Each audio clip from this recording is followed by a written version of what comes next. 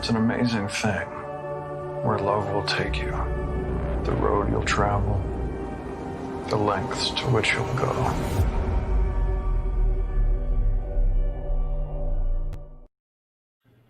Welcome to Delving into Devs. This is episode 4.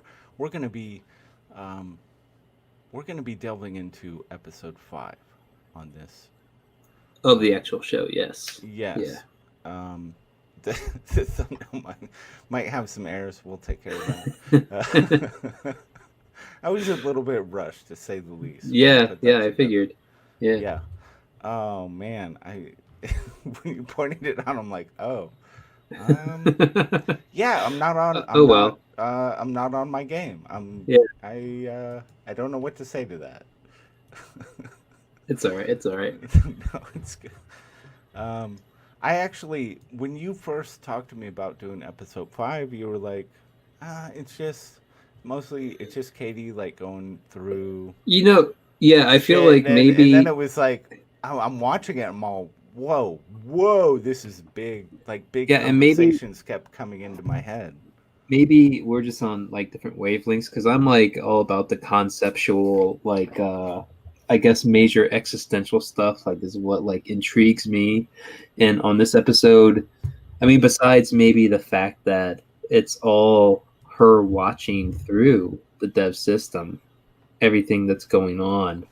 So it's all basically simulation, even though it's past, and I guess you'd say semi-current events that are going on that she's like processing.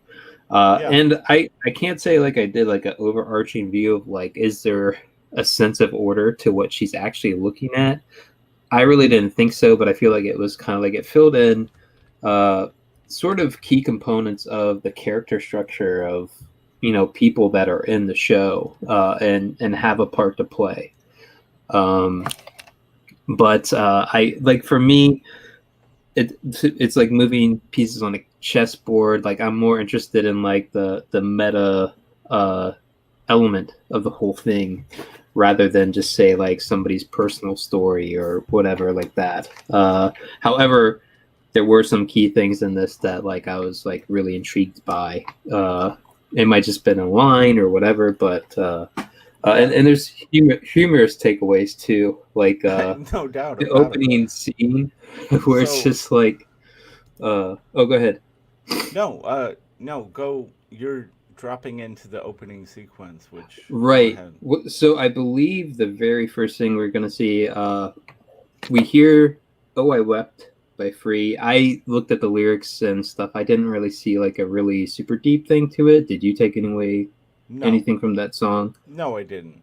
Yeah, and then it was just an emotional tone. That's all. Yeah, and then we have Kenton have left these get well flowers for Lily, and I don't know, that to me just like I thought was big. Hilarious.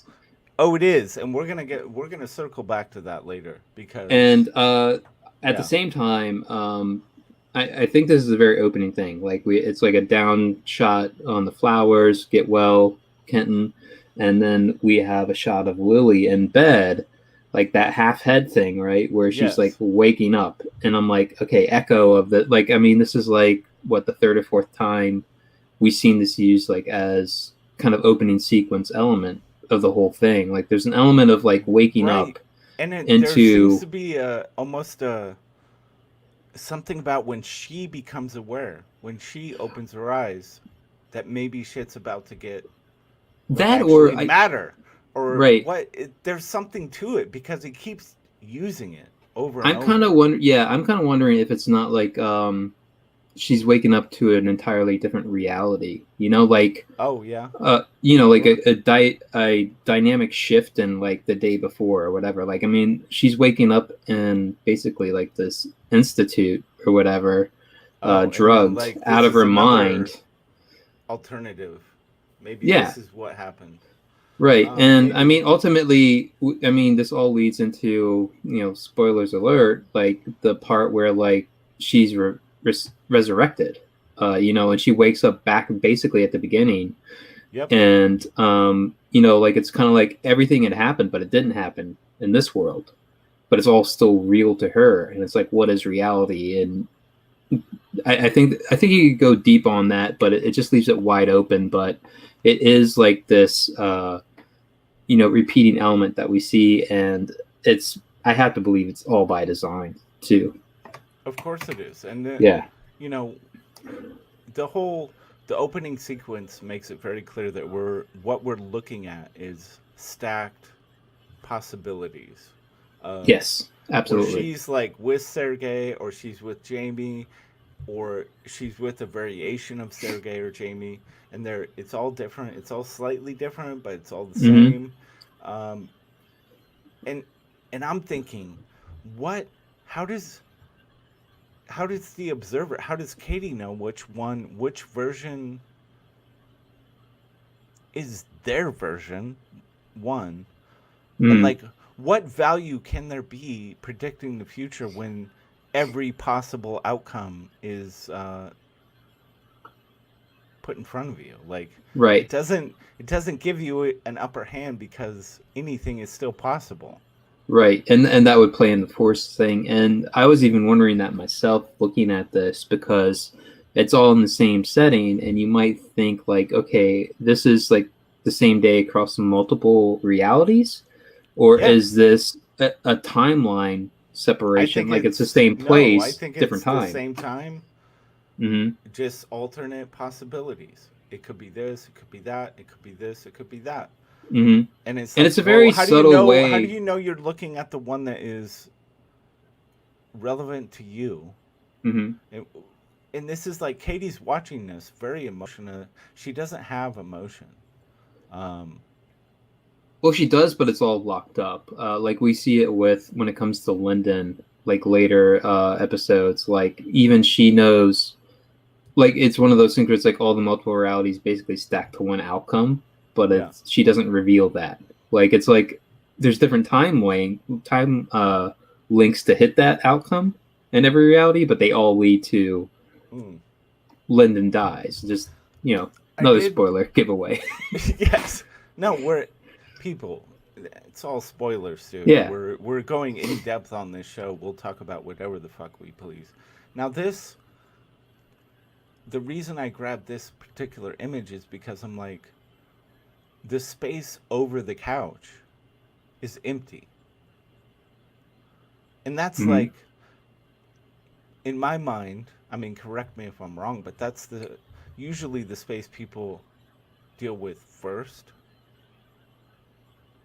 It's over the couch. That's where you put your best piece of art, or the statement, right? I mean, it's over the couch. Why, I guess you'd say that. I think nothing. Don't you find it odd that there's nothing above the couch? It's a big empty wall there, and I think on the sides. Yes, that's the major thing, is that there's like an end cap between this emptiness. Like it would be one thing if it was just like the stuff over the desk. I'm like, I could see being lazy and being like, fuck putting anything over the couch. I don't want to fucking move the couch. But the fact that there's like that frame higher up in the corner, like, which would be the more annoying place to put it, just like it does like it speaks to the characters, or it speaks to a theme in the show. I'm not, and it could be both. But there's this is them choosing to have these two sideline posters at different heights, and then the empty space. It says something about them. It says something about the theme. Of it being empty in the middle. I don't know what it... Or open, like there's a start, there's an end, but everything in between is open, right? Yeah. Almost like a rejection of determinism. Like, you still have... You can affect who you become. Your choices actually matter. I don't know. I just found it was such an interesting shot to me.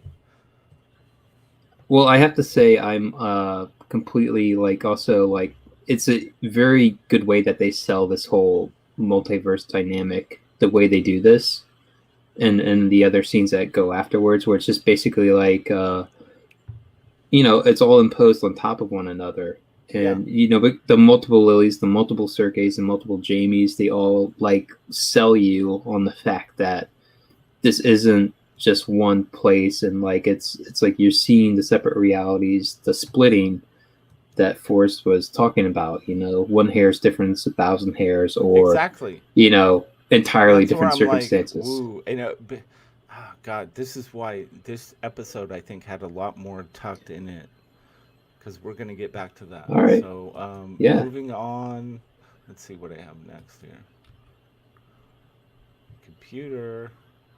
Do your job. Okay. So, the scene after that is Kenton. The enhanced interrogation is what I wrote down. Yes.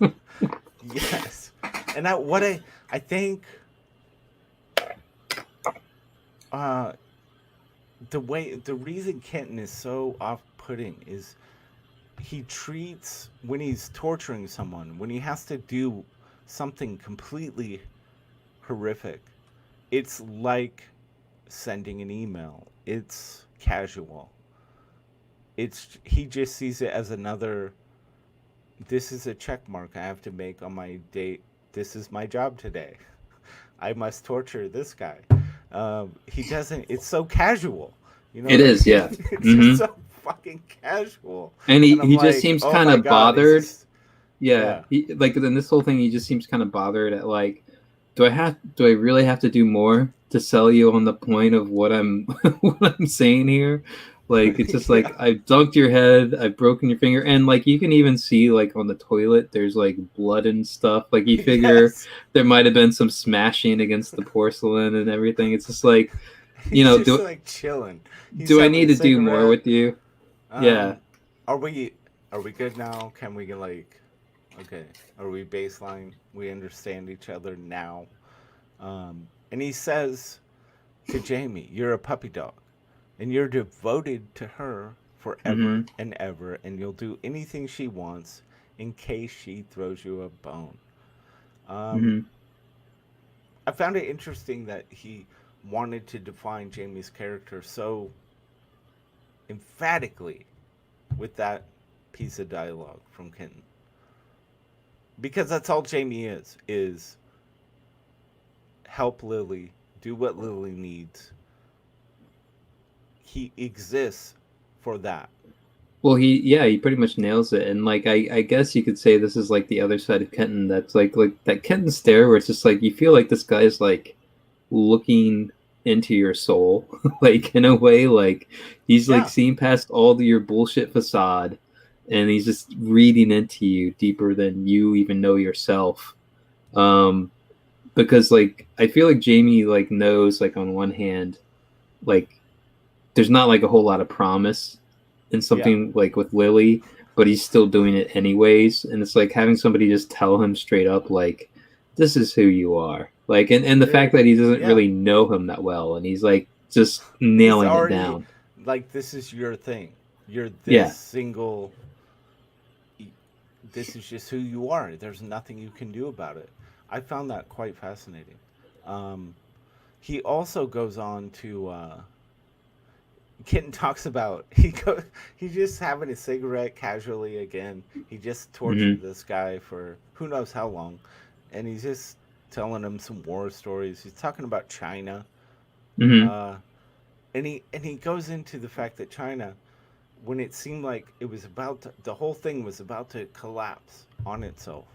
China, he's like China. Well, the government just went and killed everybody, just decimated the revolution, flat out just annihilated. They killed them all. And he's like, they have become what was supposed to be the century of this country became a century of that country. And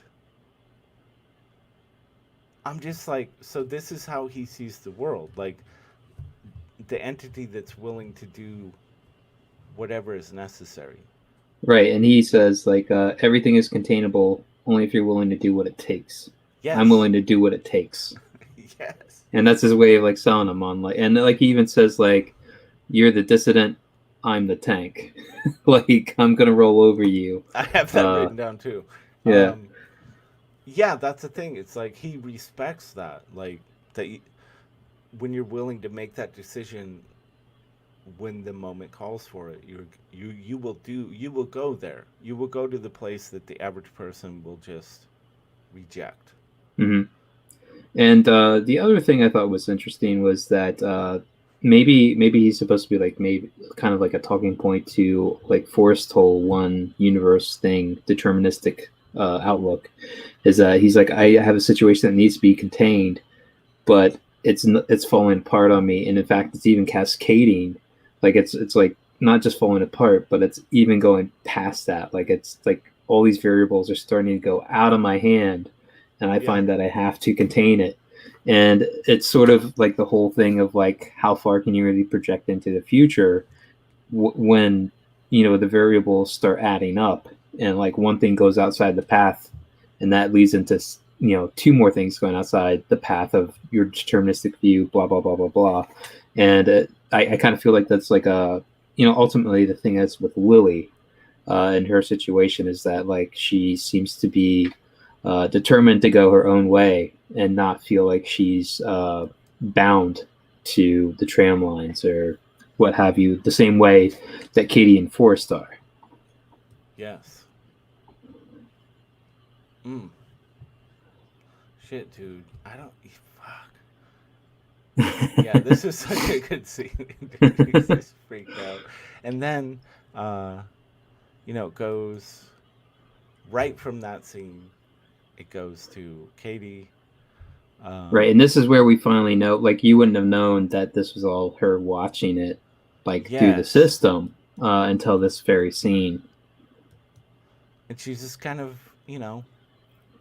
emotional. She doesn't have emotion, I would say. And she's watching all of these things go down. But again, they've already hinted at the multiverse has already infected the quantum machine because Lyndon put it there. Right. And I don't think anybody stopped it. She's using it right now. Right. They showed us this. So they never go back to the old version. Like, how does she know what she's seeing is her timeline? Right. Well, and I guess in a way, the thing is that we don't know.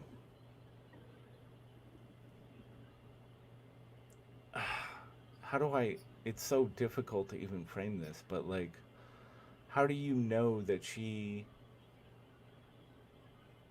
just choosing the one that she wants to be the current timeline? How does she know which I one think represents the real timeline, or not the real one, but the one that she's currently in? Right. I think you could leave it an open question. I think the show sells us on the fact that we weren't watching through the dev system last episode where like it ended with Kenton, basically shoving Jamie to the side and like locking doors, closing the drapes, and we step into that first thing in this episode, and that's where like we're tied into, okay, we're seeing it, and we're seeing the system also predict everything almost to a T, but you would have to assume that there's some variation, and I think it even hints at that explicitly, like when we look at some of these past scenes, like Forrest looking at like the car crash, and like we see multiple versions where nothing comes of it. Oh, that's big. Or it's less severe, or even like when she leaves the college lecture, she leaves the building, and like there's all the ways she could have gone, exactly, and everything like that. So like I think it leaves it open to that interpretation, so we guess at the same time what is true, like it's hinting that we're looking at the idea that she's choosing which. It can't be without bias. She's choosing the one that means the most to her. Well, and wouldn't that be funny? That's actually happening because she has. There could be no way of knowing. So she's choosing. It's still free will because she's actually choosing the one that she prefers. And I didn't look into it, but there's that one thing that like upsets her at that lecture where it's like the human mind chooses the outcome of Oh like a yeah. quantum event, and it's Yeah. like it's funny you say that because like, well, here, if that's true, if like she picks the one that she likes, like it's almost like choose your own adventure story. Exactly. um then yeah, it's like totally that thing. Um, there's this scene after that where she's playing the game, and I can't remember what this game is called. Um, I didn't bother to look it up. I just said Chinese chess. That's what I wrote down, like it's my way of doing it. that's awful, dude. No, it's got an actual name. I can't. For some reason, can't. I just can't dredge it up. Um, but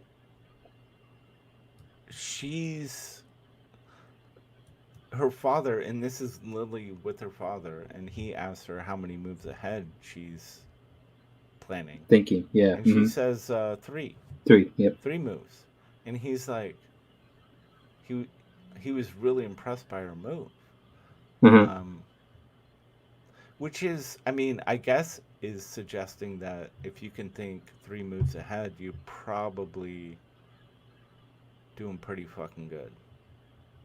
I would say like, I mean, I have no idea in terms of this game. Like I know in chess, like it's like masters are like 10 and like grandmasters are like 20 or something like that. And like after a certain point, like it's impossible Of because there's just so course. many variations to pick from. Like even a supercomputer, like I mean, you're talking like trillions of like combinations it could possibly be. So at certain points, it's like you can't even fathom, and you can't calculate what is the absolute best move at that time. So in a way, you kind of play the person, and you also, and I guess in a way, you play yourself too. Like, what could you consider to be the best move at that time? But yeah, like I mean, I'm gonna tell you, dude. Like I was always like, well, this looks like the best thing to just like. Exactly. I'm not No, thinking even I like more never. than one move, No. right? Well, and that's. I think what's fascinating is that most of us probably weren't taught to even consider that thinking moves ahead was a thing. Like you could do that. It wasn't even on the. It wasn't on the menu. I wouldn't say. So I love that it's presenting this, and like it makes you like, oh, some people actually function this way. They're thinking about moves. Whoa, that's interesting. Um, and then I think there was just this really cool visual sequence Right. It's kind of like, that happened while while they were playing this game. well, That and it's funny that the further the show goes along and the more we're seeing of those building and of the computer, it's like the computer is more and more like in your face. Like it used to be at like a distance or like a centerpiece of it. Now it's like up close and personal.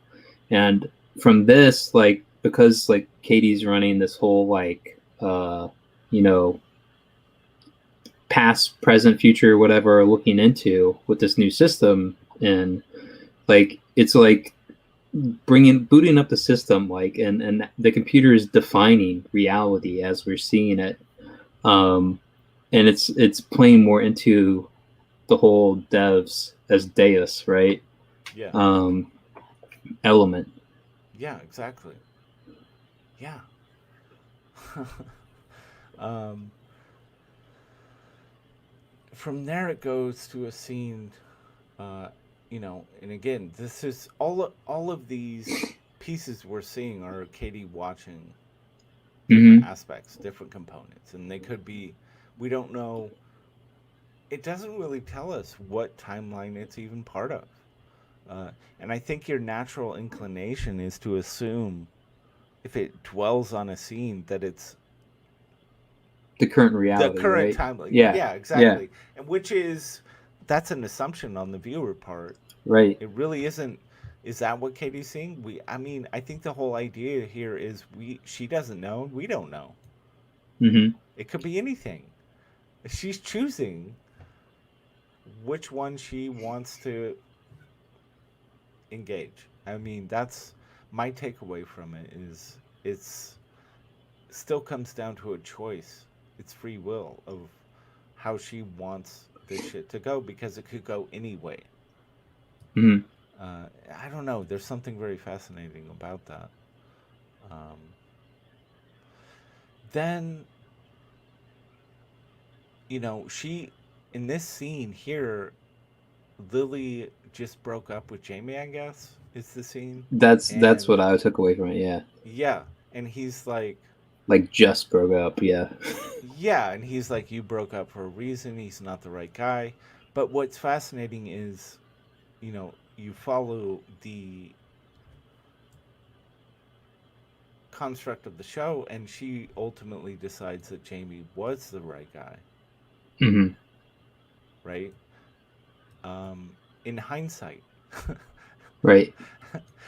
it's there's so many things going on in this show at any given time. It's what I love about it.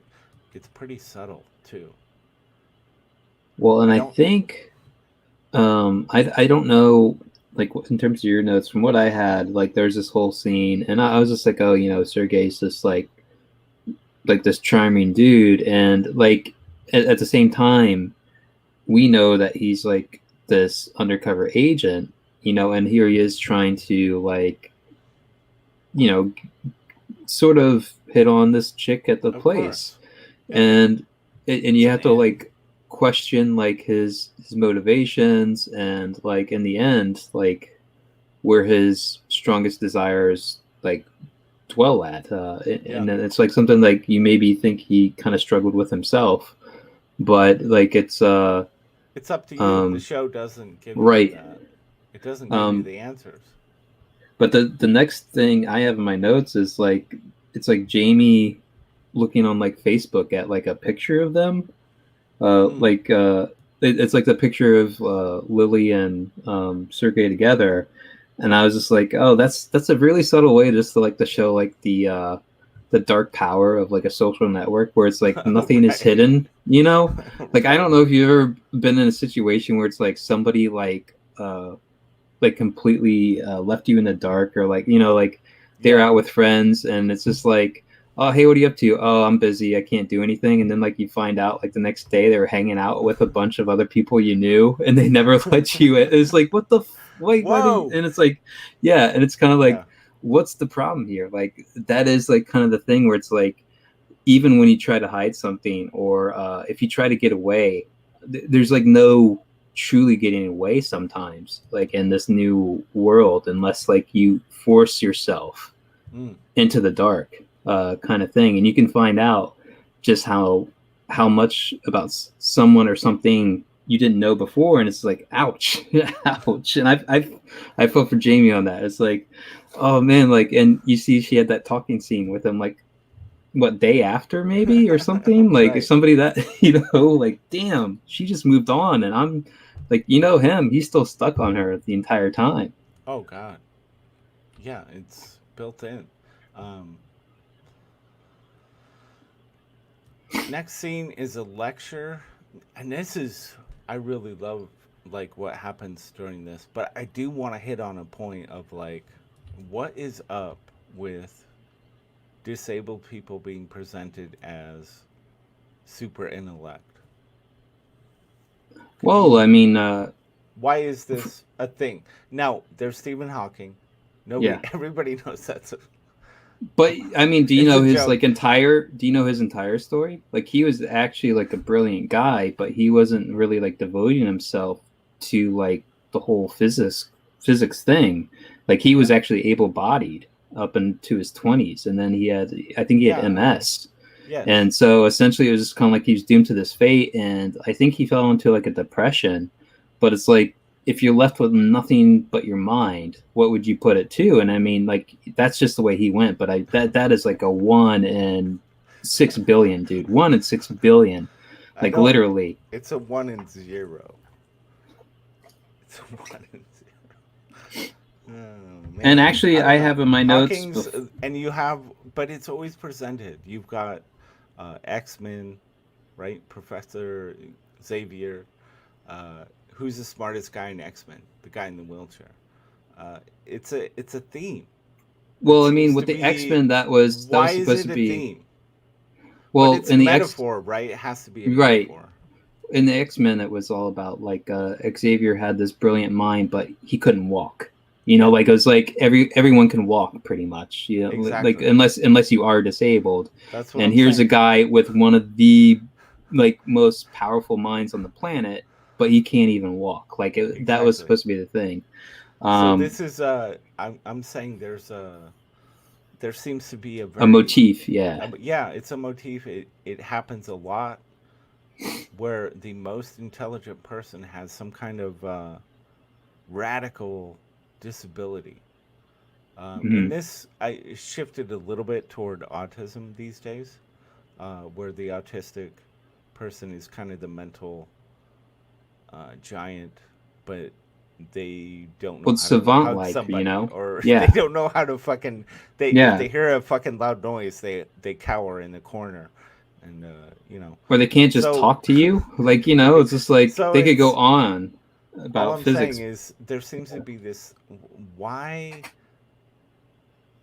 what is this saying? Like, if you're really smart, you probably are also handicapped in a way that makes life absolutely unbearable for you.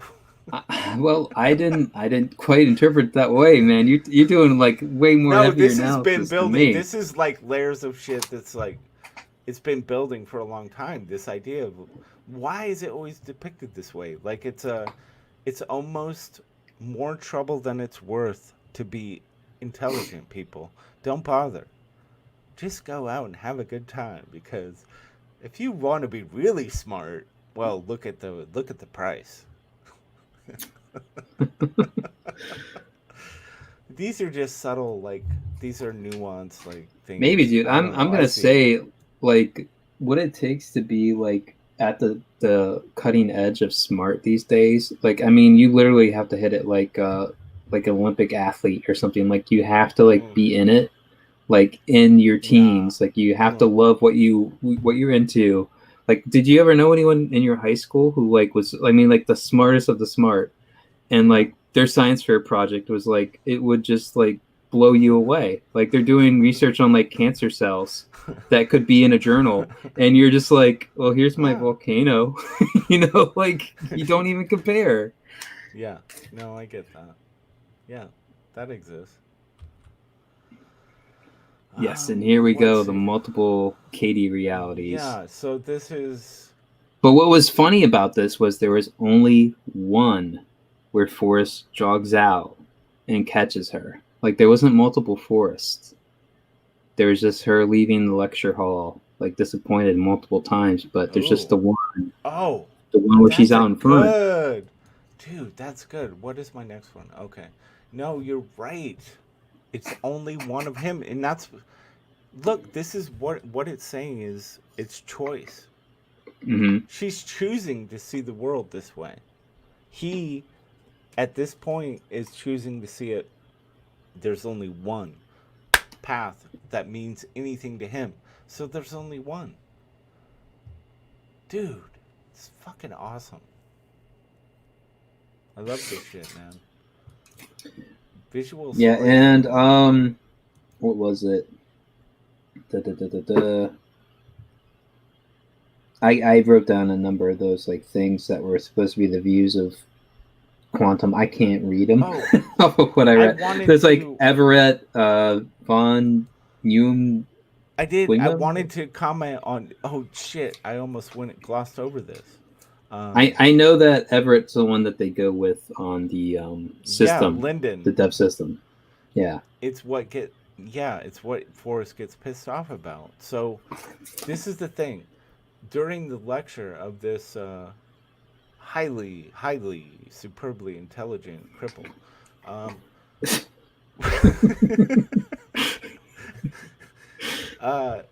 Katie kind of speaks up and she voices her opinion that she's just kind of a hack. Well, it's at the point. Yeah, it's at the point she's like some entertaining idea. I forget the name, but essentially it's like the human mind directs the quantum event to where they want it to go.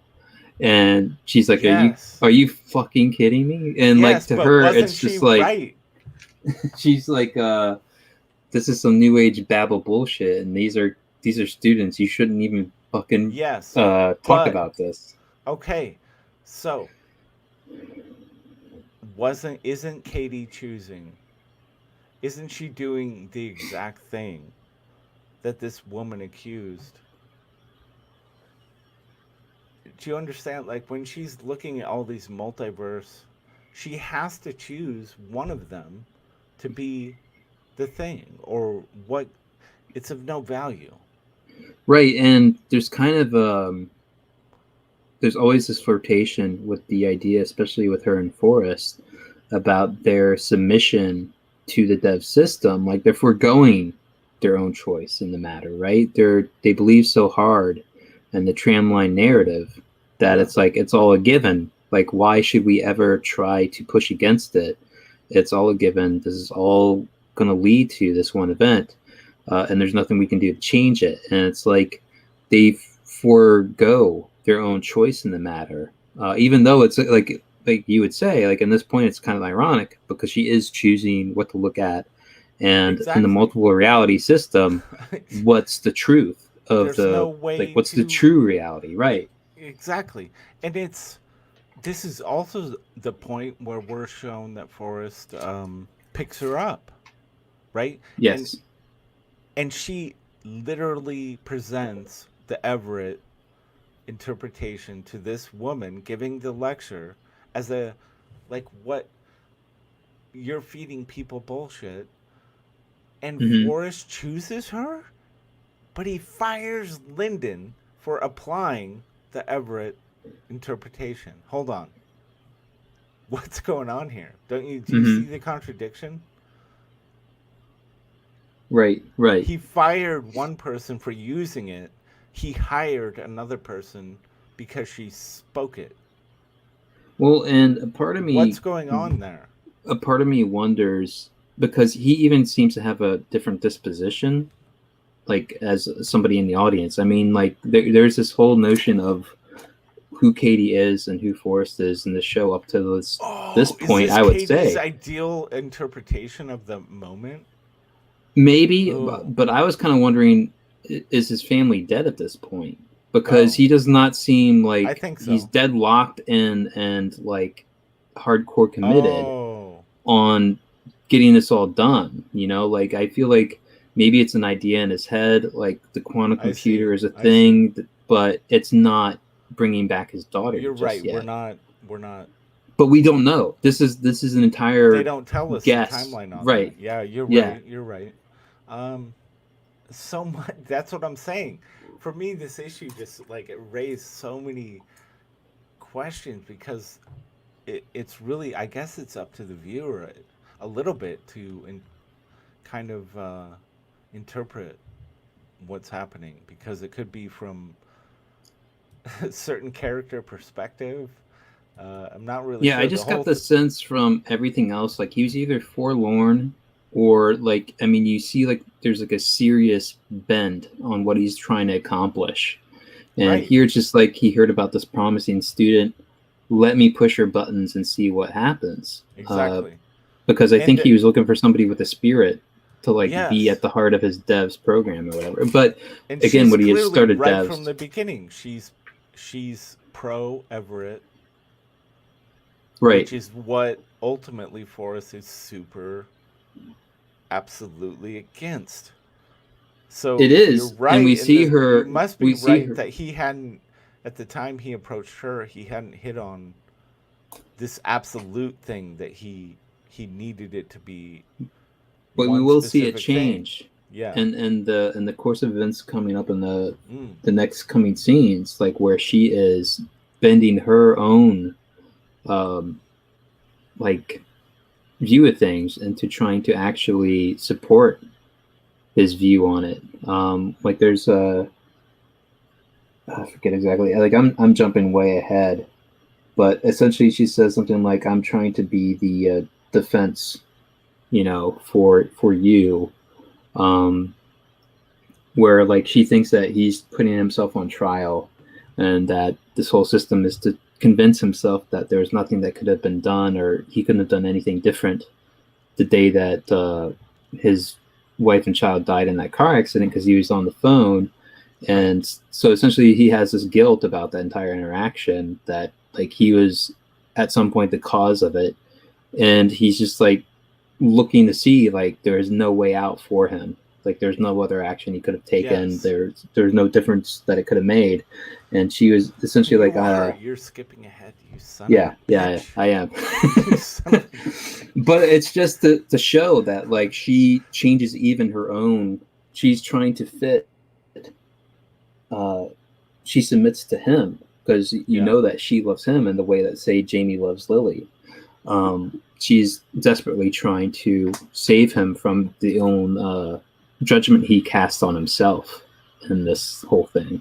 Yeah, I gotta tell you this. When I watched episode 5 again, it was the first time I considered that Katie might be the main character. I don't know that she's main character, but she's more of a player in it than, I mean, I almost Forrest I don't know. is resigned. Forrest is resigned. Understand, like we're seeing this through her lens more than anybody else's. Well, certainly this episode, yeah, definitely she's like the guiding. I mean, she is literally the guiding hand behind it, but she's more the guiding voice as well. In the DEVS program, you know, she's the one that pushes against Forrest, and he's willing to take it from her. Exactly. Hint. She's the driving force of this. Even her, when he first met her, she was boasting about the Everett interpretation, which is ultimately what they implemented. And she's also the one she's that always in the background, always seems to be looking on as like the omnipotent, all-knowing. I feel like Katie is actually the main power of this story. She'll also be the one in the next episode who explains DEVS to Lily. She's the one that has the sit-down confession talk tell-all with Lily. Mm-hmm. Exactly. I don't know. There's something weird about that. Katie is which is really bizarre for a show to confuse you about who's the more important.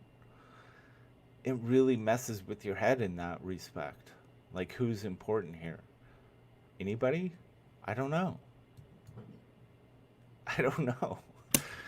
Well, and I think it's telling to the show, like, if you had to ask me who's the main character, I could say who, like, the protagonist is, but I wouldn't necessarily label that as the main character. You know, Lily is the protagonist, but it feels like everyone has their share to say out of a number of, like, the players in the game. I would say it's mainly Forrest, Katie, Lily, and even, I mean, Lily kind of shoots off of sort of everybody in a way, but like there isn't one person that is like the profound main character in this. Yeah. This is just, there's a sequence where they put the mouse on the scanner. This is a mouse we see in a state of decay in the previous episode. Oh, it is like a rotten husk. Yeah. Here we're seeing it just like recently this is deceased. When it was freshly laid. The imagery, so, the show is so, it doesn't like brag about it. It just is, it presents you with beautiful aesthetic fucking imagery. Yeah, it looks great. And it's also one of those things where it's not hammering you over the head on it. It's something you just it's not trying kind to of brag. That's what I mean. It's one of those things that you'll just notice that I guess this mouse has been laying there forever. Like it's still on that table, decaying. And it's just kind of like tying to just the way the dev system has been implemented, I guess. Like, and that it's like, this is what can happen if you devote yourself in this one direction of it, where it's like this dying husk of what it could have been, which is maybe a point to like Forrest's whole like one interpretation and complete devotion to really seeing his daughter again. Yeah, yeah. And it's just, again, music, awesome audio, like coming through, setting a tone. The imagery is just popping. The show does this on a regular basis, just feeds you like these Hmm. visual fees and audio fees. They go hand in And this is, hand. yeah, this You is know, definitely like a tie back to the last episode at the opening, where we see like the bright blue, red, and green on the characters' faces. This is the system at work between these four, right? Of Katie, Lyndon, yes, Stewart, and Forrest. And at that point we see the decaying mouse, but there's a number of things we see here, and now we're finally filled in on just what the hell is happening, like in that scene. it's. I love this scene because it's like people watching a preemptive. The world is about to change, and they're seeing it for the first, like before any of the rest of the humanity knows it even exists. They're Oh, and watching it, and it's like it's gonna change everything, and they're yeah, sitting go here. go back to the shot of the quantum computer itself. This, yeah, Yes. This is something I noticed, just like it's another like subtle thing, but every other shot we've had of the devs building the system, mm, like it was like gold. illuminated. Yeah, illuminated gold, like really You're like filled. right. This is the start of it, right? It's like very little red. Even like the shot of them hovering around like that computer, it's really dark. Yeah, Like in you're comparison to what they right. had before, where This it's has like never been all. depicted this way. You're right. So like this is the start of it, and it's kind of like it's just booting up. That's something I wrote down. I was just like, it's a completely different like Yeah, atmosphere it's a they're very giving you right different feel. Yeah, you're right. You're right. Let's see. Um, Next scene I have is they're scanning. They're figuring out for the first time that, okay, what do we have here? And Forrest is saying, okay, so you can extrapolate out beyond. We've scanned this item, this mouse.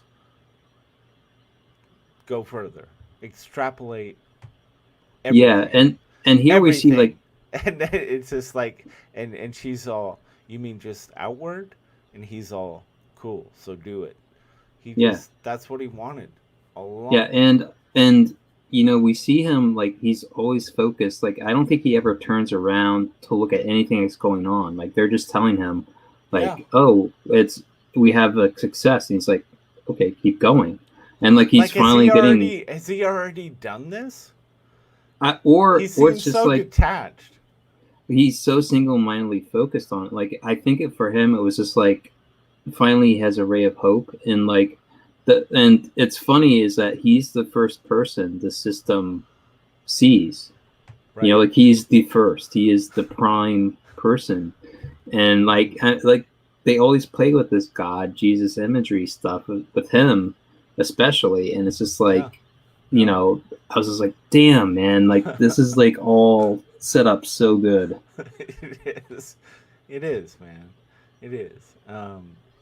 This is just anything I saw that I'm just like, God damn, dude, giving us the imagery. It's And beautiful. I think from what I have here,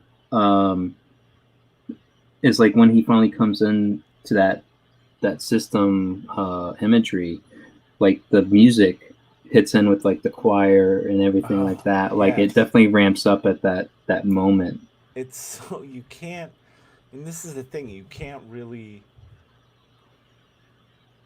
We can give you all the details we want, but you can't until you experience the audio with the visual, these interludes, and then get it with it. It just preps you. It sets you up for what the story is and the dialogue. It's part of the experience. You can't really describe it. But look at that image, man. Mm-hmm. It's so fucking clean and pure. I And yet, fucking love that shit. think of every other shot we have. Like you don't even see like all the detail. The lights aren't really like it's just like it is just the beginning of it. Like this is just like the first showings of what is Yeah. to come.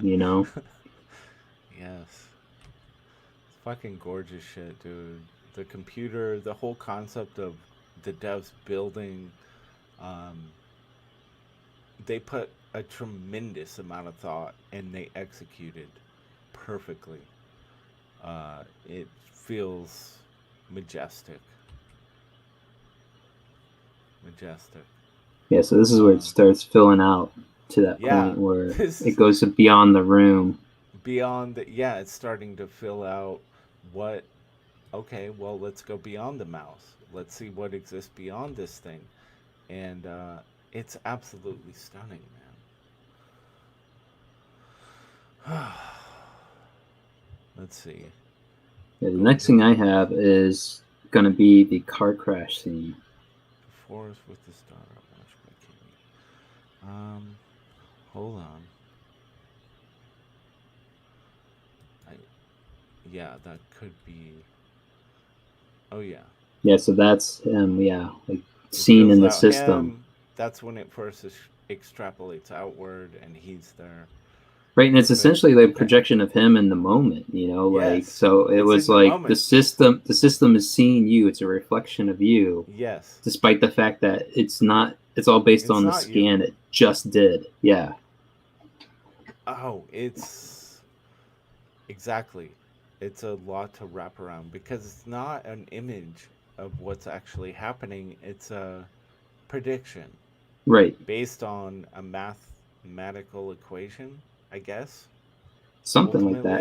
It's essentially their whole thing of like cause and effect. And if you were to know one element of the puzzle completely in and out 100% without any error, you can go outwards from that and fill in the rest as you go, like just variable by variable. They just say something about like we need more of a database or something, like more hard drive space or something, RAM essentially, to push us beyond this. But we are basically looking into our own world at this point. And the next thing would be this car crash scene, and we don't even know what we're looking at first. We just see that like he's having this phone conversation that's like one-sided. He's talking. This could be, obviously, I think this was done just maybe if I wasn't on the phone with her, wouldn't have happened. Right. That kind of, it's creating those, giving as many points of doubt to like, what could I have done differently where this didn't happen? And it starts out as just one scene, but then we see the multiple world view tie up on top of each other. So we have, like the happy ending one as he's walking down to the car crash scene where they pull up and like, he like kisses the kid and all that. Yep.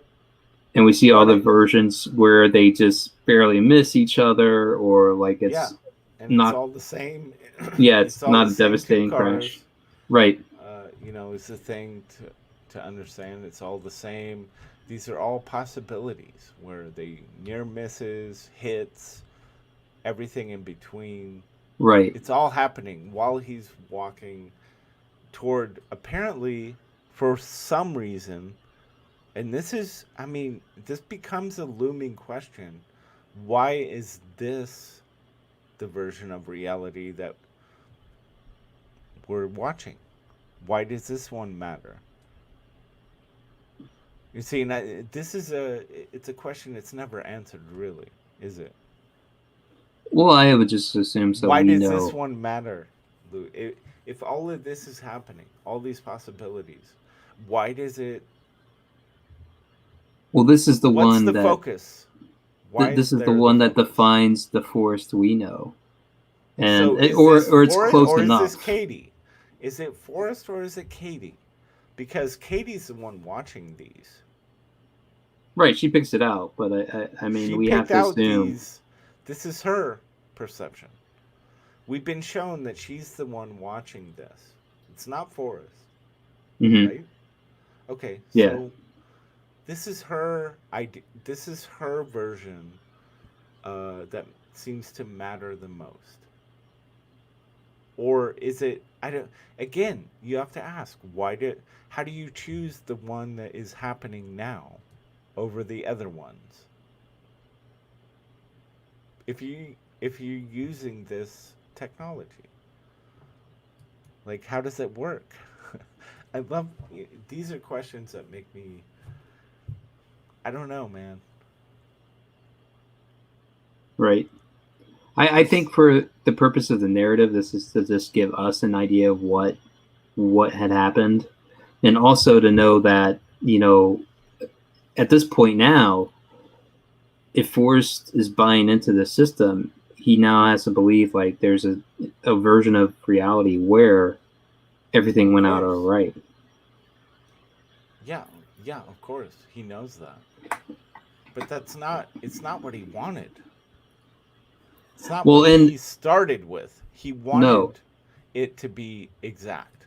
The perfect. And for what he's trying to achieve, which is really getting back with his family, I think maybe this interests Katie in building essentially the reality. I have no idea how far up they planned it, but they certainly seem to have it as like an option that should Forrest die. Here, man. Yeah, should Forrest die, just like reinsert him into a reality where he can live with his family. Yeah, something weird going on here, man. The narrative is very bizarre. No, I'm serious. This is something very devious is going on with Katie and Forrest in this multiverse. It's something very weird. I can't put my finger on it, man. I'm not there yet. I mean, maybe when we get to the end, I'll be able to piece it together, but there's something very fucking weird. All right. Yeah. Let's see. Oh, shit, yeah. I already said that. Same cars, death scene, Katie. Oh, let's see.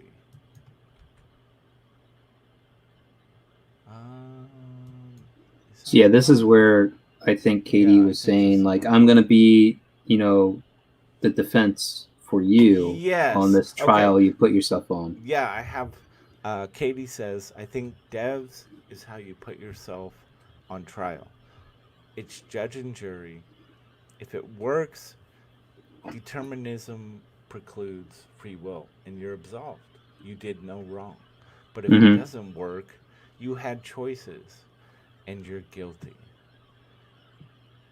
And Forrest says, if it doesn't work, I'm damned. So basically, we're being told that he wants to know if anything he could have done would have changed the outcome. Which is why he's obsessed with there's got to be one absolute path. Right. Or because anything less than an absolute path means he could have done something different and saved his wife and child. He doesn't want that. Right. This is kind of Katie always wanted the Everett and I don't, like you said, I don't think Forrest started out wanting it to be absolute either. Well, I think Katie this is where always wanted him to loosen, like to soften. This is where we see her kind of bending her own designation, you know, or will to his, you know, like now she's folding her own views under this whole paradigm to like save him. She's all about saving him and giving him this reality that he wants. No, it's bigger, man. It's bigger. All right. I'm starting to see something I didn't see when I first saw the show, and that's that she's the one with the power. I think we misread the show, man. You gotta no, I'm serious. You gotta reanalyze because she's the one controlling the shots now. I swear to God, it's absolutely accurate. She's in control, and she wants the Everett. She wants all possibilities for everyone, including Forrest. and she had to bend him to her will over time. Mm. She softened him, and he finally bent the knee and took less than perfection just so he could hang out with his kid again. That's what happened. Mm-hmm. He compromised. She didn't. She was always about the Everett thing. They showed us this when in lecture. Mm-hmm. She was always about that. He was not. That's not what he wanted, but she made it happen. She made that shit happen, dude. Mm-hmm. There's something there. I'm not sure. I don't exactly know what it means yet, but I know it's there. All right, man. Do you disagree? No, I hadn't taken like it was like a deep play on her part, but I could see that happening maybe, like where like ultimately she thinks this will be for the best, so you can't push him into it. So what if you just give in, draw him in, and then he had to weaken. And the mm-hmm. first time he weakened was when she put his daughter on the screen using the Everett, right? The Everett, mm-hmm. the weakened version. Right. She put that on the screen, and he broke. Right. She broke exactly. him then. Weakened him up, softened him up to accept, like, dude, does it matter? It's not, of course, it's not this reality, but you could hang out with your daughter in that reality. Isn't that good? Mm-hmm. Is that okay? Right. Is that good enough? And it's like, this is why Alex Garland is actually he creates horror. It's fucking terrifying. But you might not you might not always understand that what you're getting is terrifying, because you might have to think about it a little bit. This guy's being subjugated into a weird kind of self masturbatory nightmare where he gets to live out his life with his daughter on repeat for all eternity. And it's not beneficial. Right. So I kind of have like broad strokes, I think, after this. I have a note here that Jamie decides he's going to save Lily. I think it was like a call to his dad or something like that. So we see like he's not going to just like cower in the corner, you know, and there's this whole thing of like him being chivalrous and, you know, oh yeah, you're right. Sacrificing himself for Lily. I did want to, before that, I had this shot, which made me think of you're always saying how it looks like miniatures. Yeah, man. And I'm like, look at this. Yeah. Look at this shot. Is this real? Is this an actual shot? You do wonder. Is it manufactured? I wonder that. But like I know that like Alex Garland is like all about like trying to do as much as like possible in like practical effects. So it's hard for me to imagine that he did. It's fake. I think it's real. Yeah. And he just it's hard for me to imagine that he just set that up. And that's a lot of work to do. Dude, it's so beautiful. Look at that. It's gorgeous. Yeah. It's like a print you'd hang maybe above your couch. I don't know. There's a part of me that wonders like how long did these guys like have a helicopter circling the city for how many days? Because like some of these shots are just like picture perfect. Perfect fog. Yeah. Let's see. Dun, dun, dun, dun, dun, dun, dun. Yeah. And here's another thing now I'm thinking about. Violence. Oh. Yeah, but I don't know if you can go back to the one the initial one, but that looks a lot bloodier. That looks a lot bloodier than like the actual scene we get with Kenton, like where essentially he like leaves him alone. I don't think it focused on I think the big difference is it didn't here. But you know the whole thing is like we're looking at multiple realities, right? Okay. Well, I don't know. I'd have to go way back there. That's all right. You don't have to do it. I know you have problems. Hold on. No, because I gotta go like this. We could do it. We could try. Let's see where are we? Oh, there it is. Oh, see, I guess it kind of is. Yeah. No, it's all there. Yeah. It just isn't. It's how it's framed. Perception. I thought we were getting into many worlds interpretation right there. No. Well, It is. There's only one it's universe. just how your mind views things, where you're told to put focus. This is a big thing. It definitely wasn't as in frame as that. Yeah, and it's you know, while these characters are waxing on about their emotional fucking bullshit, there's like real world repercussions. People are dying, getting tortured, fucking, and they're just like, well, I really miss my daughter. And I'm like, well, this guy's getting tortured because you miss your daughter, you fuck. Do you know what's happening? Do you know what the fuck is going on?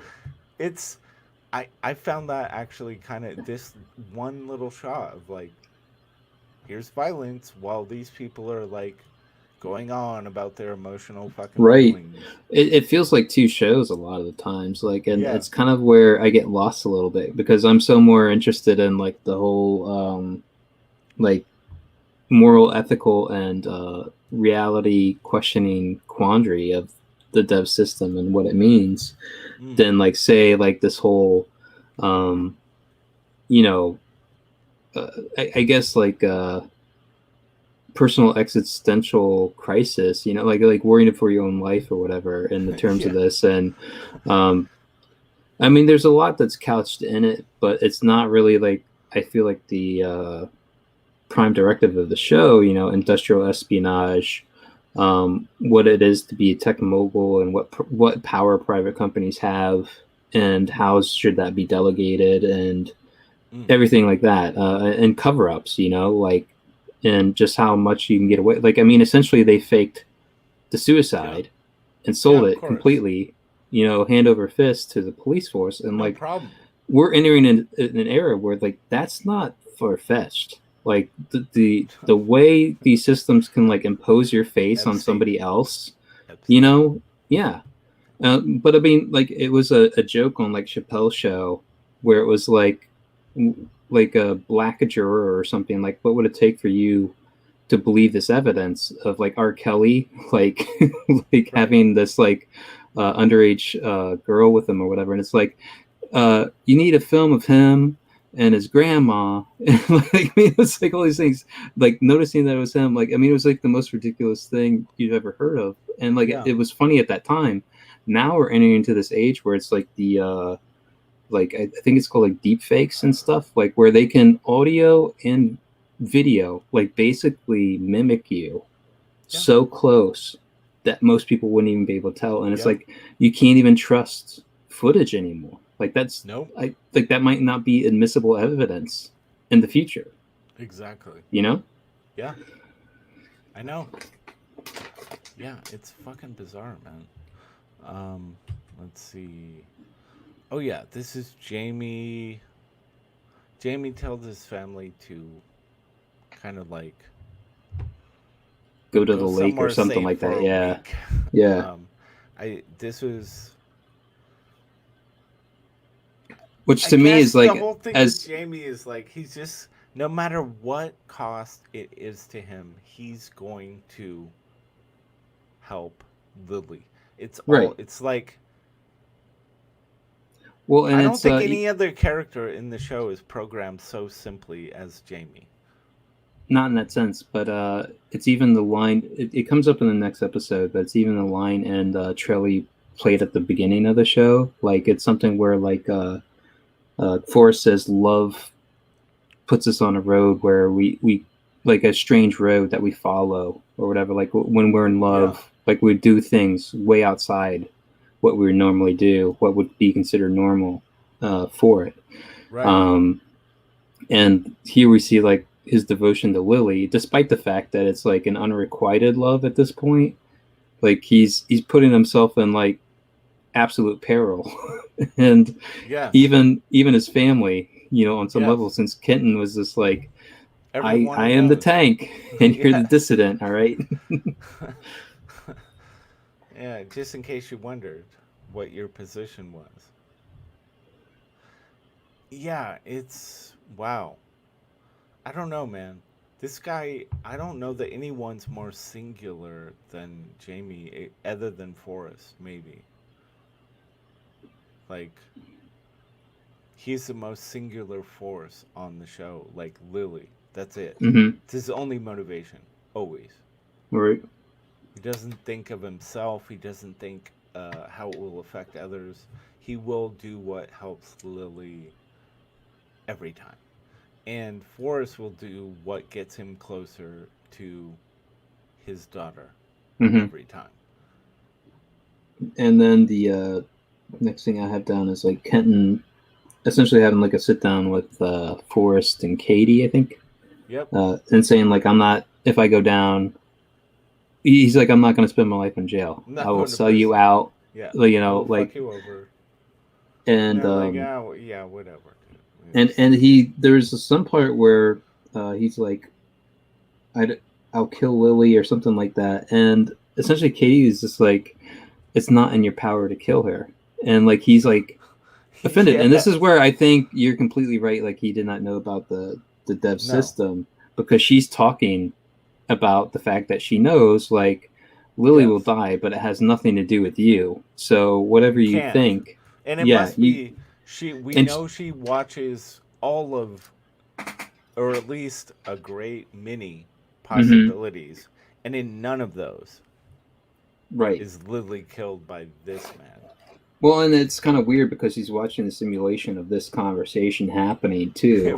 Like, and like, this was like one of those things where like, even rewatching it, I was like, is this actually happening, or is she watching this happen? But like, she's always, yeah, I think I think we're meant to understand that everything we see is what she's seeing.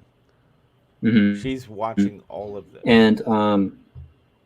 And she said it's not a matter of your ability or something like that. It's not like saying like you don't have it in you to kill her, but you won't be the one that kills her. It's not in your deck of cards. Yeah. On any timeline that you will kill this person ever. She knows. She knows that because she watched them all. Mm-hmm. Fuck. Katie, man. Again, I put forth evidence. Katie is the main character. She knows more than Forrest. She's more important than Forrest.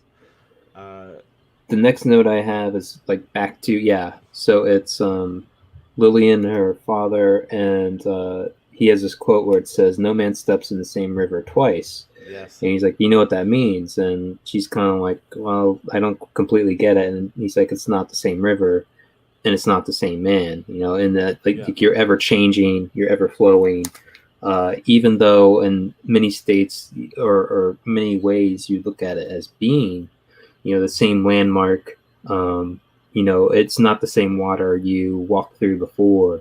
This is a whole new thing. The current changes, exactly. You know, everything. And you weren't the same person when you went through there either the first time around. And so it's really profound. It is, and I feel like it's supporting the Katie's Everett interpretation. Oh, absolutely, right, like, the moment every single moment is another moment that can't be. All of those factors are just, it branches out infinitely from that. Like, everything is, again, because 1 second goes by and you're not in the same river, you're not the same man. Right. It's always changing every second. Boom, boom, boom, boom, boom. Change. And there's definitely like people like I've heard it mentioned like when they ask like evolutionary experts, you know, like they basically say like you can rewind the clock back, you know, 1 million years, hit play again, it's not gonna like play out the same way. Like you'll get similar things happening, but it's not exactly like the exact same thing will happen every time. And so I think like this is like tying into that, like even if you put the DEVS system back to this point in time, hit play, it's going to go differently than, you know, the time you watched it before or whatever. Right. Yeah, I could see that. Let's see. I'm not sure why this was here. This is probably well, I think this is showing that like her dad passed away. Oh, right. Yeah, I think you're right. Oh, She spends.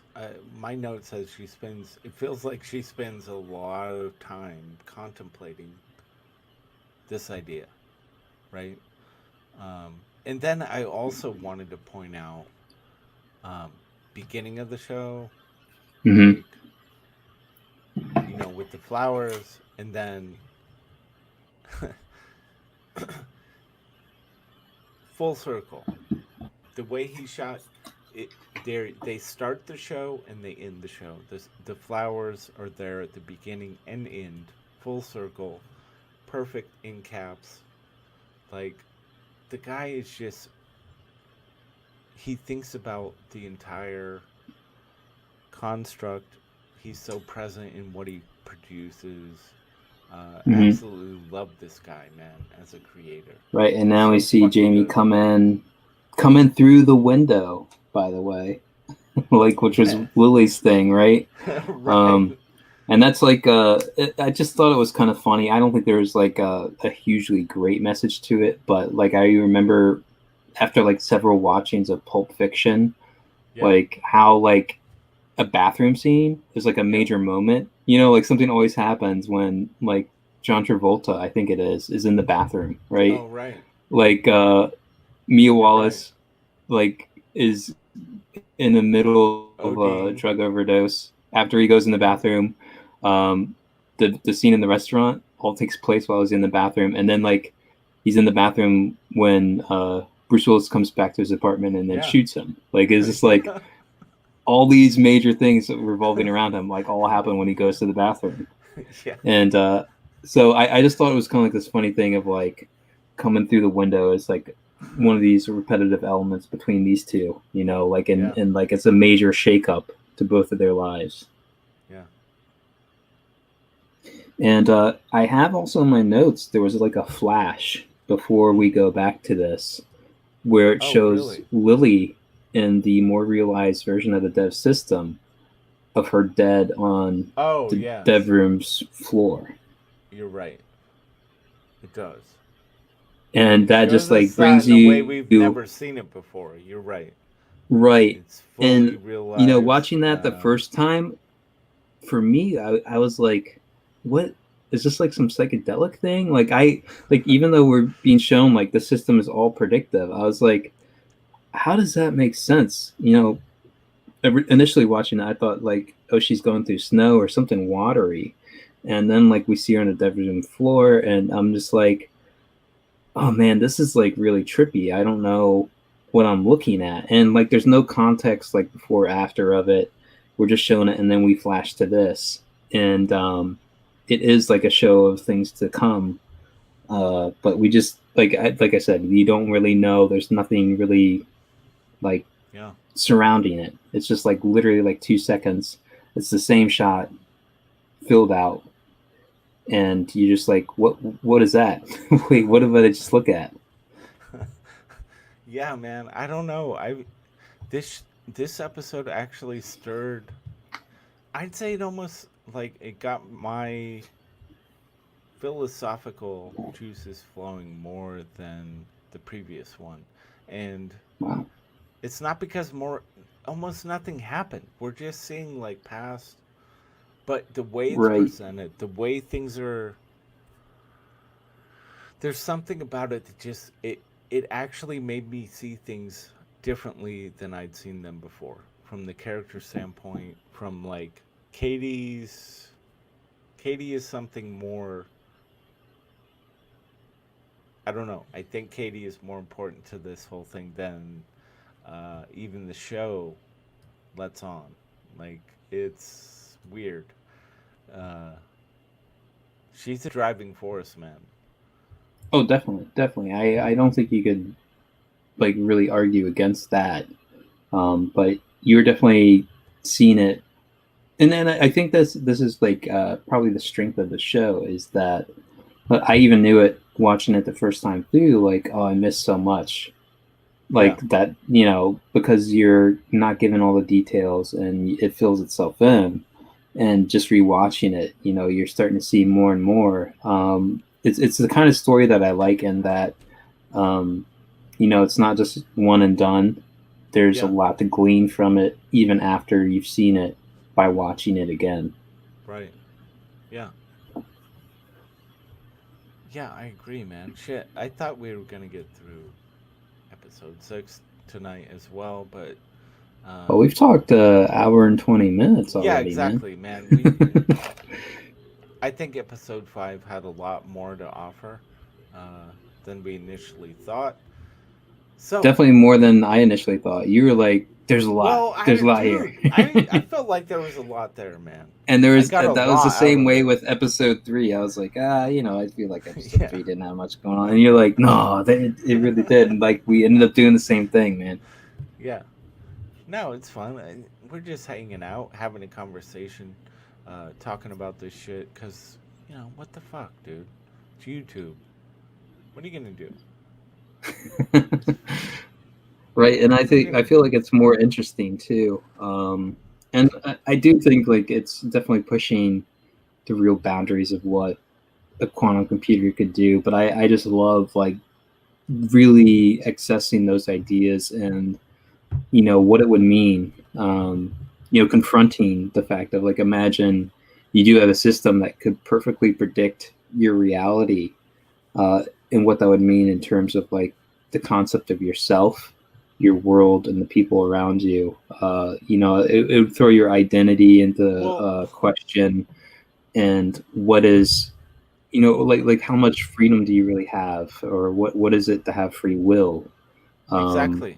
With their whole system. You this: did the show present us with a computer that could predict things perfectly?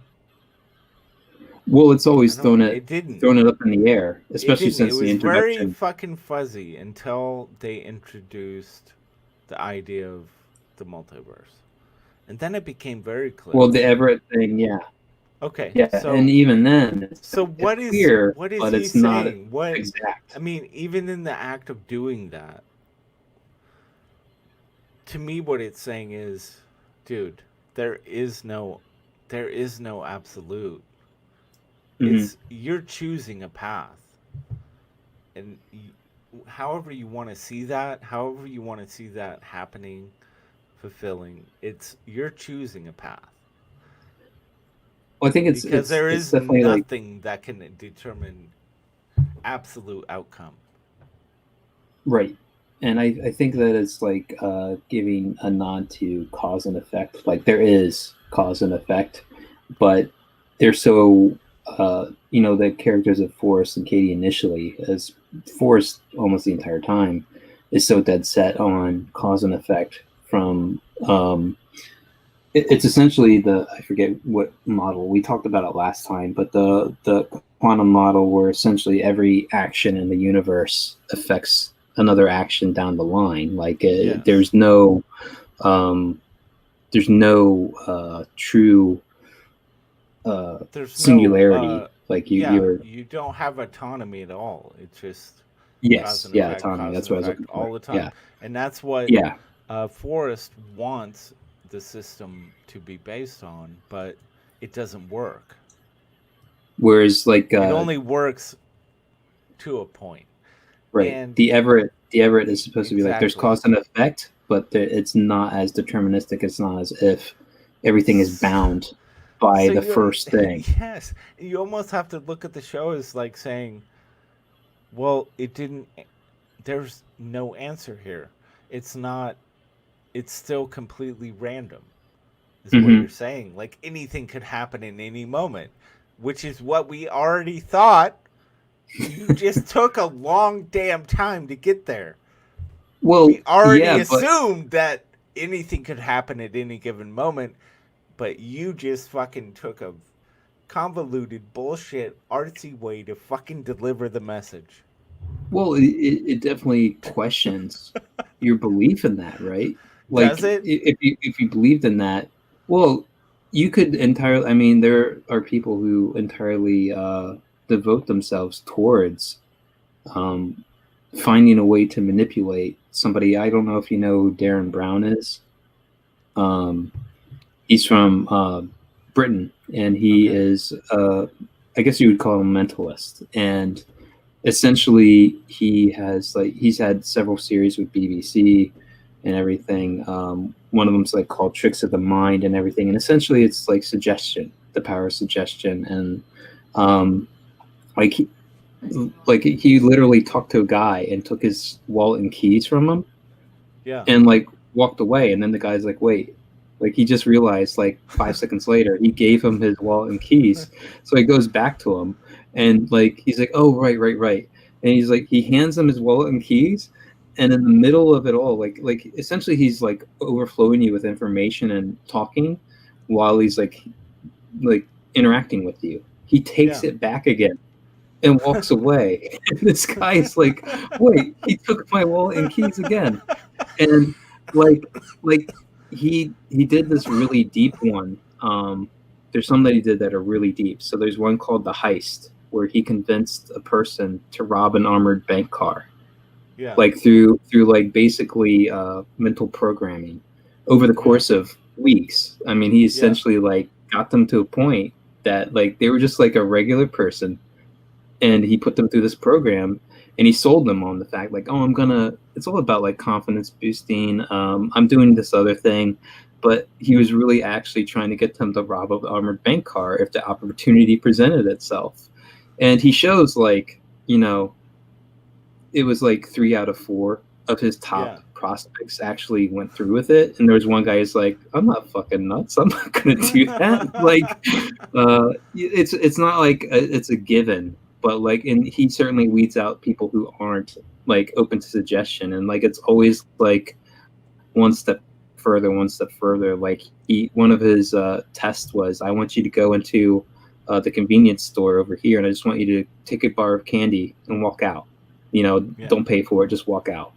And like, it's funny because there's this like 16-year-old kid who like, it's like the 5th person coming in and taking it and walking. He's like, what the hell is going on? Like they just come in, they take a bar of candy and leave.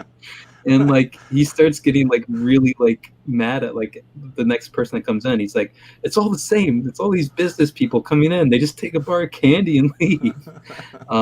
But yeah, like he plays with that fact of like, what does it mean to have free will? And like his whole thing is trying to break you, but also show you like the weakness and side of like your own suggestibility and stuff.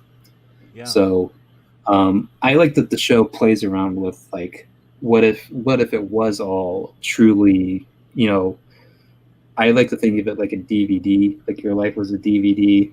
If you hit play, you know, it's all encompassed on that DVD. You could start, stop any point. It's always there, but you don't know it. Like, and the one line in the show is like, the future is just as defined as the past. We just don't know it yet. Like we haven't experienced it yet, but it's there. And I always like, for me, I'm an ideas guy. What do you think of that idea? I think it's an interesting notion, but it's just like, it's one of those things where it's like, it's so hard to fathom. Like if you take in all the variables of like what could happen tomorrow, it's like impossible to tell. It seems like a fucking nasty wet fart. Is what it seems like. It's fucking dumb, dude. It sounds like more nihilistic. I think it's interesting, man. It sounds like nihilistic. Oh yeah, it is. Bullshit. It is. Yeah. And I'm not. Whenever you see something leaning nihilistic, it's fair game to be like, nah, not interested, because it doesn't go anywhere. That's the whole point of nihilism. It doesn't go anywhere. It leads nowhere. Right, and I think it's always, I think it's a human condition to have like a narrative to your life, right? And that it's like hindsight is 20/20, right? You can always see like where your choices and the actions that followed, like it all like tied together, and you're like, gosh, I shouldn't have done that, or whatever it might be. But it's impossible for you to even like, on some notion, yeah, you could take that and point it towards the future and guide yourself, but it's impossible to just think that you have like 100% shot of nailing it down that far, or feeling like it's all a given, or whatever it might be. So I think it's just projecting that out. I think it's an interesting thought idea thing, but I don't think it's actually useful. And yeah, I think you're right that it would be nihilistic. I mean, you just look at like the disposition of Katie and Forrest, like this entire show. Yeah. Up to this point, like it's just like staring into the middle ground, nothing really going on. They're not alive. Yes, and they're just They actors are not when they actually, are trying. Exactly. They're just automatons getting to the moment that they know is about to happen. They don't exist for any other purpose. Yeah. So I love that this show is willing to explore that and question it. And that to me is like that to me is like the most interesting part about it, is like fully exploring those things and the implications and what it would mean if you were confronted with that thing, and like there's all sorts of entire religions and belief systems that are built around your identity or the illusion thereof, right? Like, I mean, like Buddhism is all about like tearing down your ego and your sense of self, and throwing yourself into accepting suffering, and quieting your mind and everything like that. Like there's all sorts of stuff that like flows around these ideas, but this is like taking it to entire reality itself, grander scale. Indeed. Yeah. So any more? I mean, we went off topic of the episode itself, but we fucking went all over the place. We did. I enjoy this shit. Yeah. Fucking shooting the shit, talking about something that's cool that a lot of people maybe missed out on. If you haven't checked more than out likely, DEVS, man. I mean, everyone DEVS, we mentioned it to Hulu. was like, "What?" Like, yeah, what? I haven't seen that. What the fuck? And I'm like, yeah. Well, disregard the fact that the boy looks like a girl. Don't pay attention to that. Or the girl looks like a boy. I can't remember now. Well, there's two. Lyndon's supposed to be a boy. Whatever. Although, yeah, gender things are happening because it's a modern TV show. Get over it. It is. Yes. It doesn't beat you over the head with it. It doesn't really care about it. It just presents it because it was a part of the stipulation of making the show. It doesn't matter. Get over it. This is the world now. It's 2020. Fucking get over it. Jesus Christ. There's, genders are fluid. Just fucking deal with it, I guess. God damn it, Lucius. Yeah, you brought yourself to that. Don't look at me. I don't know what's going on. So next week we're gonna get into episode 6. I've got links to the previous episodes in the description below. Yeah. Awesome, man. Had fun. Yeah. Good. Yeah. I think we're gonna call it quits. Let's do it.